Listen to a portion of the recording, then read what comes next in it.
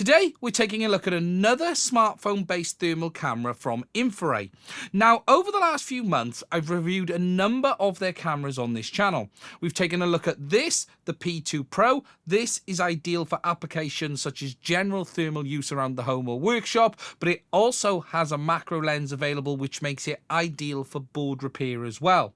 We also took a look at this, the T2S Plus, a very similar camera to the P2 Pro, but instead of having a fixed lens, this one has a variable focus lens. Today, we're going to look at the XH09, which again has a variable focus lens, but has a much narrower field of view compared to these cameras, making it more ideal for outdoor applications. Now, just before we get into this video, I just want to be crystal clear up front. Infiray did send me this camera for review and to make this video today. However, they have not paid me to make this video. They've not seen this video before it's been published. And as always, my thoughts are entirely my own. Okay, now just to give you a very quick unboxing to show you what you get when the camera arrives. Now, it comes in this pretty big black box. Inside, you'll find a leaflet, which gives you a bit of information about Infiray themselves, and then you've got a QR code on the back, and then inside you will find this little pouch that has the camera itself housed in. Now, this little pouch is designed to not only carry the camera but offer some nice protection as well. It's like a cloth hard style case, and it's certainly not going to allow the camera to get damaged if you were to drop it out of your pocket or something like that. Obviously, if you ran it over, it's going to be a problem, but it should cover most basic needs with regards to protection. When we open it up, you'll find inside the thermal camera module itself. That is located over here in this foam piece, and then included with the one I've got here is a small extension cable. The version I've got is the Apple iOS Lightning version. This is the one that uses the Lightning port, but you can get it with USB-C as well. And they include this little cable that is designed to allow you to mount the thermal camera actually off-board your phone onto a handheld carrier, which I'll show you a little bit more in a minute. The XH09 is very similar to other cameras that we've seen from Infiray before, such as the T2S Plus. However, this one has features more dedicated for outdoor and hunting use. For instance, both of these cameras have a 256 by 192 resolution sensor with a 12 micrometer pitch. However, whereas the T2S Plus has a 25 Hz sensor, the XH09 has a 50 Hz sensor. This camera also has a more zoomed in lens or a narrower field of view, and they're actually labeling this ×2 compared to some of the other thermal cameras, and that has been designed for, again, seeing things easier whilst out at night, using it for applications such as hunting, tracking, and it's going to give you a much more zoomed in feel compared to what you get on this camera. Whereas this one is ideal for things like general thermal use around the home, board repair and others. This one is very much designed for outdoor use, and in fact they've redesigned the app around that, adding in lots of features such as, on top of that 2x lens, having up to 15x digital zoom, and it's got lots of other options that just make it more dedicated for tracking whilst outside. Looking around the camera itself, it features an all-metal housing and it is IP65 rated. This one has a field of view listed as 19.63 by 14.71, and the camera itself weighs just 19 grams.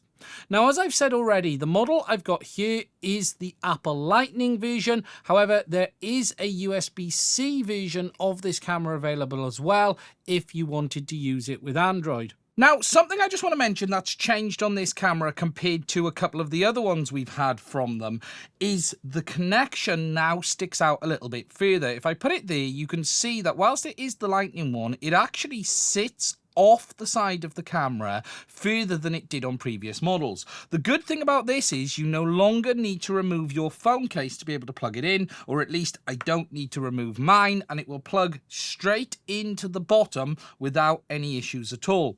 On some of their other cameras, you ended up actually having to remove the case because the standoff here wasn't deep enough, and it would then end up not going in far enough against the case on your phone. Now, alongside the camera itself, you also have this handle kit which is available, which allows you to mount your smartphone in this grip here and then mount the camera up front, and you then use this extension cable to plug it into the side, giving you a more handheld use like that rather than having to hold your phone like that when using it. Now, to walk you through the app on this, I'm not going to go over every specific feature as you see it here, but what I will do is give you an overview of the basics. Now, at the moment, the thermal camera is plugged in. If I just move it up, you can then see my monitor there is showing, my camera is showing there as well, and this just gives you a bit of an idea of how the resolution looks on this camera. Now, there is a real nice feature on this camera that helps with improving how that is, and that is this X3 over here. This feature just helps smooth and improve how the thermal image looks. So for instance, if I just put it on the camera there with it turned off, you can see how it is, and then if I put it on, you can see that it just smooths out the image. Turn it off, turn it on, and it just enhances it and improves how it looks. And we'll take a look at that a little bit more later on as well. There are lots of other features in this software as well. So starting on the left-hand side, we've got the option to take a still image. We've got the option to record video if we want to. We've got that enhance option there. We've got the option to go into our gallery. And then we've got the settings menu down the side here, which has all little options for the camera, including things like picture in picture, which you can do as well. Then on the opposite side, we've got our color palette, which allows us to change how things look. So there we can use that one there, that one there, that there, that black and white one, which moves more towards like red within the hotspots, our traditional one. And then we've also got this sort of night vision green one, which highlights the hot areas in green. So again, if I do that on my monitor, I'm trying to find something else in here that is quite hot to show you. You can see there on that light. And then if we come back to the camera there, you can see how it looks. And then I'll go back to that one. You then have some options for things like a scope on screen. So I can press that. You can see it's put a cross here in the center. We can adjust this and move this as well to what position we want. And then you've got some little zoom options up here above that. We've then got this button that gives us quick access to some profiles. So it's like a one button press to get into different modes. So we can go into that green mode, the normal mode, or into that dark mode, depending on what option we want. You've then got a little option down there to track the hottest spot. You can see now on the screen there, if I turn off the crosshair, you can see that it's now tracking which spot on the screen is the hottest. We can turn that on and off. And then below that, you've got the option to refresh the camera sensor. You'll also see around the side of the app, there's some other stuff so that you can see there's a compass readout for the phone. As I'm turning it, you can see that's going up and down. And then we've got the zoom options, which we can do by simply dragging on the screen and zooming in. This is the digital zoom. Obviously, this isn't the optical zoom. As I've said already, it's what they're calling 2 times as standard, which is it there.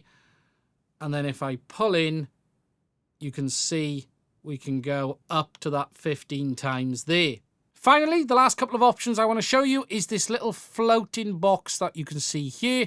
If I tap on that, we have some options. We can flip the image. We can rotate it round, allowing us to adjust what position the camera is in, whether it's on our phone or whether on the bracket. We then have display settings, which allows us to turn on and off things like that temperature display there, positioning display, as well as a number of other options.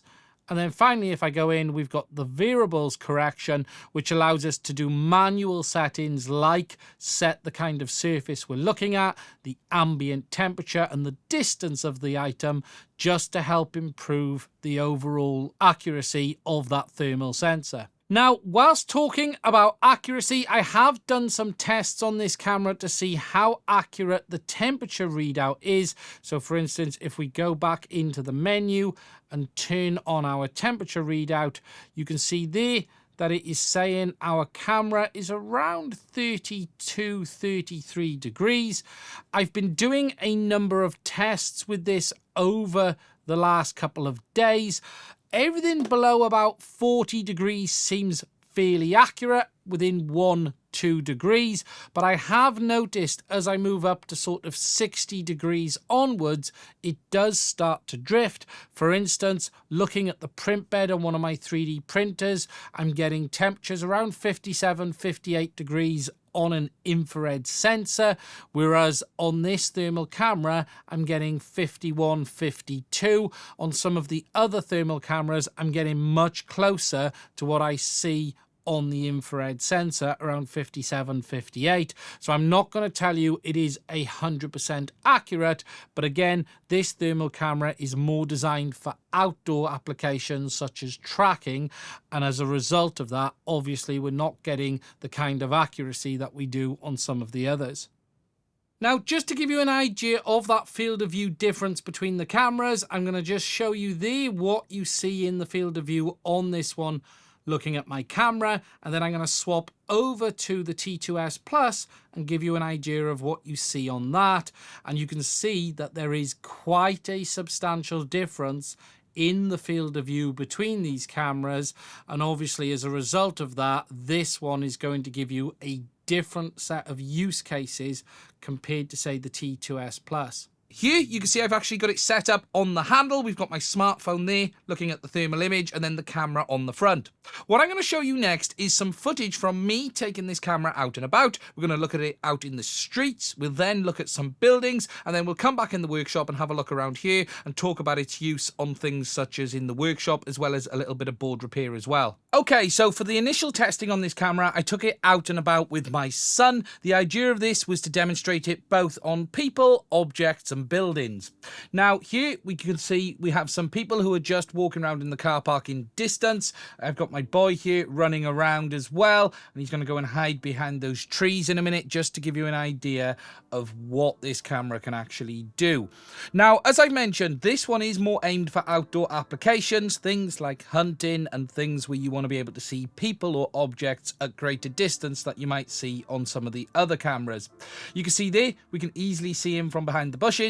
Moving over to people who are walking down the street, that is actually quite a substantial distance away. We have no problems though seeing those people moving off in the distance, and again you can also see around the buildings as well.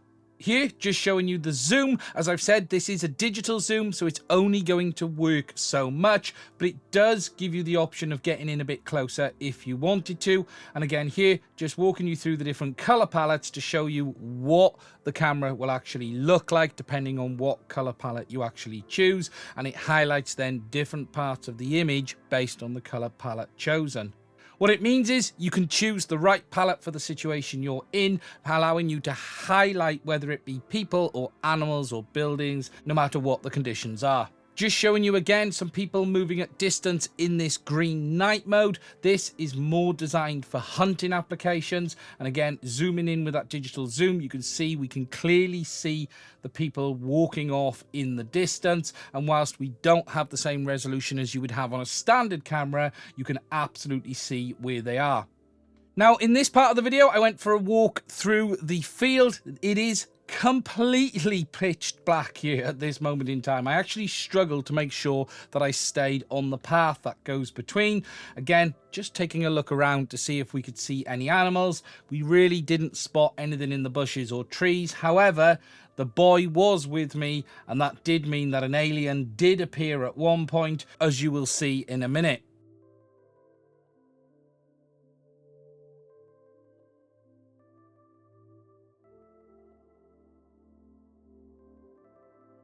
Looking around now at the Haven, showing you stuff at distance. It's quite interesting to see how the industrial stuff looks across the Haven itself. Again, it shows you where the hot spots are, where the cool spots are, and whilst obviously you're not going to have the detail you'll have on a normal camera, you can absolutely see the effect of that thermal sensor, and it's definitely able to work even at these great distances. What was actually interesting looking at this is I moved down to look at a building which was abandoned, and I spotted some people who seemed to be up to no good. Genuinely, this was just caught as I was looking around. I'm not exactly sure what they were up to. The bit they're running through there was actually an old swimming pool, and then they've climbed back on the fence and moved around. Again, it just shows the benefits of having a thermal camera, because I could not see these with my own eyes at all. It was completely pitch black, yet with the thermal we were able to have a good idea of what they were up to. Now, just to demonstrate the kind of view the thermal will give you, I'm looking here down at the bushes where my son is actually standing by that tree right at the bottom. And if we then switch over to the thermal, you can see him there clearly visible. So again, the thermal is able to show you things you would simply not be able to see with a standard camera in the dark. Here, I'm just taking a quick look at my dog just to show you again how the thermal looks on him in this dark mode. You can see his eyes, his nose, his hot spots showing up very, very clearly. And again, moving over to that green mode, which is designed for hunting and outdoors, you can see it really does highlight him very, very well. Next, moving over to buildings, and just to give you an idea of the thermal performance, looking at the outside of these houses, looking at where the hotspots are, where that heat energy is actually being lost, it is a good camera for this sort of application. However, due to the field of view, you are standing further back compared to what you might do on some of the other cameras. Looking at some vehicles, again, you can clearly see the hotspots, the brakes, the exhaust, the lights, the areas that we would expect to be hot. And again, it does a great job of identifying these even at range. Moving into looking around the workshop. Now, I will say this camera really isn't ideal for this application simply because of that zoom lens. There, you can see my Raspberry Pi, which is hot next to my PV inverter. And then we can see the box, and then looking around the rest of the building, whilst we can absolutely see the devices that are showing heat, it's just a much narrower field of view, and one of the wider ones would be better for sort of this kind of application. Finally, just showing you it for board repair and electronics. Now here we are looking at a voltage regulator as well as an LED on a flight controller. This is about as close as you can get with this camera. There's no macro lens available for this as far as I can tell, but we can use that digital zoom to get in closer if we wanted to. And what I'll do in a minute is just show you that compared to the T2S Plus, which does have that variable focus lens as well, but it will allow us to get in a little bit tighter. So there, we're now on the T2S, and again, it's allowed us to get in closer. But if you were using a camera for a lot of board repair, you want to consider something like the P2 Pro that has that macro lens that allows you to get in much, much closer. Okay, so to share with you my thoughts on the XH09 and do a bit of a comparison to the other cameras. Overall, I think this is actually a really good thermal camera, especially for the use case I've showed, which is outdoors. It does fall over indoors in a number of ways. The field of view is just too narrow. You can use it for board repair, but it isn't ideal, but you're certainly going to be able to do it. But with regards to using it around the home and looking for pipes and things in walls, you're going to struggle just because of how zoomed in it is. It is not as accurate, in my opinion, as the other cameras, and I am seeing a bit of variation on the accuracy depending on the temperature as well. It seems to be different when the sensor is cold compared to warm, which is to be expected, but it certainly isn't quite as accurate as, say, the T2S Plus. More than anything, I think this camera is doing what it is designed to do very well, and that is have an outdoor thermal camera that's going to give you good image quality and decent performance with that additional zoom that you've got on the lens. I'm actually really impressed with how good the image is considering the resolution. You do have that increased frame rate, which is good to see. The overall refreshing of the sensor is fairly minimal. All of these sensors do like a pause and a refresh now and again, and overall it isn't particularly terrible on that one. It's certainly not as bad as the P2 Pro, for instance. But the resolution has impressed me, especially with that enhanced mode as well. Obviously, it's not up to the stage that you get on, say, your phone camera, but it is absolutely good enough. And as you've seen in the footage I've shared today, you can easily see people even at a distance. So if you were looking for something that you could monitor your property, use it as part of, say, sport at night, it is definitely going to allow you to see see things that you wouldn't otherwise be able to. Now, as I've said, I do have reviews on all three of these cameras, this one here today and then the other two, and I think if you're looking for a camera for board repair, it's going to be one of these. Probably the P2 Pro with this macro lens is going to be by far the best option, but the T2S Plus is a good option again with that variable lens. And then you've got the new XH09, which is going to deliver with regards to what you want outdoors. They're all really good cameras. It just comes down to what you're looking to do with it,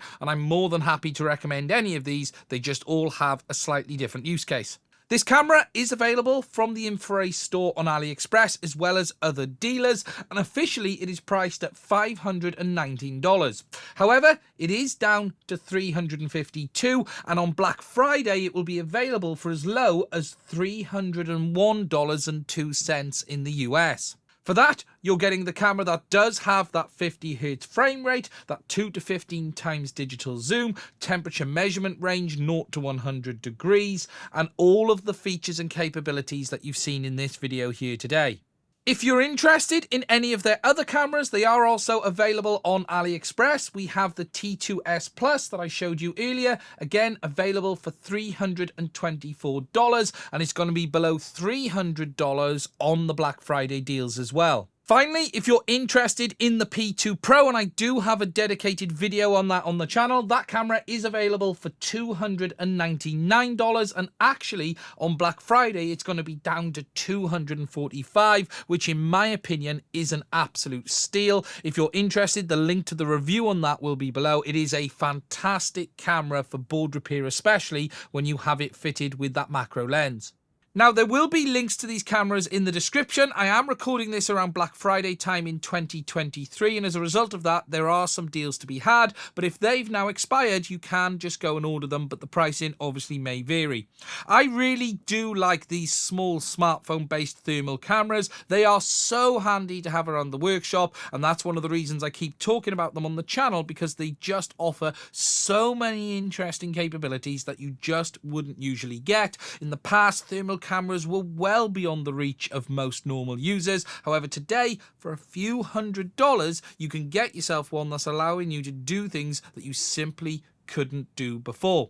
Now, I'm really interested in knowing your thoughts on this video. If you're interested in the other reviews, I will link them below as well. If you have any comments or feedback, put them in the description and I will try and answer it. And finally, I just want to say, if you have found this video useful, please do consider giving it a like. If you'd like to support the channel, please do give it a subscribe. There is also links to my Patreon as well as Buy Me a Coffee in the description. If you'd like to support us to allow us to keep making content like this in the future, please do consider checking it out. I want to say a massive thank you to all of my Patreons for their support. We would not keep making content without it. Anyway, that's it from me. Stay safe, let me know what you think, and I'll speak to you soon.